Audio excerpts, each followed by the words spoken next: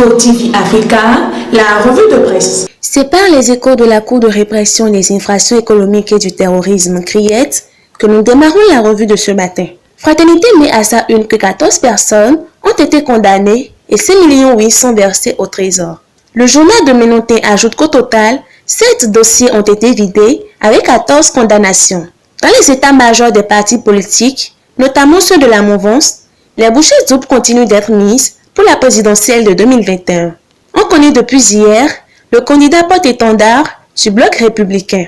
Présidentielle de 2021, Patrice Talon, le choix du bloc républicain, affiche en manchette Fraternité.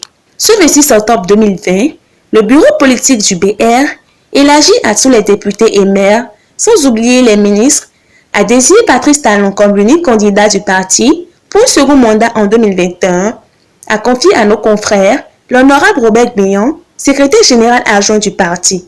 Le quotidien de Ménontin partage avec ses lecteurs les déclarations de quelques personnalités membres du BR. Nous sommes de la mouvance présidentielle. C'est le contraire qui aurait étonné. L'âge Kounou Abdoulaye. Pour Bibiane Adamazé Soglo, maire de Tofor, le plus grand travail sera de permettre au peuple de comprendre les raisons de ce second mandat. Le Canard du Nord confirme l'information et écrit à sa une que Patrice Talon est désigné candidat du bloc républicain. Le BR choisit Talon, renchérit le matinal.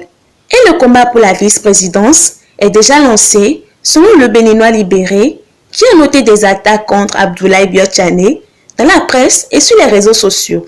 La guérite rassure en sa manchette et écrit que Biotchane reste serein pendant que les commanditaires se ridiculisent. Présidentielle toujours avec Dynamisme Info pour qui l'ouverture des prochaines élections à toutes les obédiences est le seul acte qui fera réellement porter Patrice Talon en triomphe.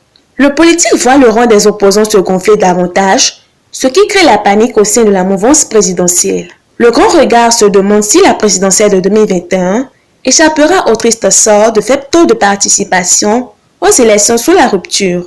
Terminons avec les nouvelles de l'hémicycle où le président Louis Vlavonou est attendu ce jour pour son rapport d'activité pour le compte de la session ordinaire passée, conformément aux dispositions de l'article 21 du règlement intérieur de l'institution. Fraternité qui donne l'information fait des projections sur le contenu du rapport et écrit que Louis Vlavonou abordera des sujets comme le contrôle de l'action gouvernementale, la gestion budgétaire, la production législative, les activités au plan externe avec les différentes missions dans le cadre de la diplomatie parlementaire, etc.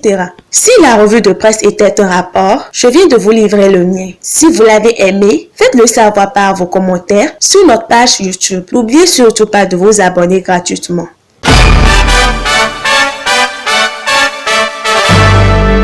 Info TV Africa, la revue de presse.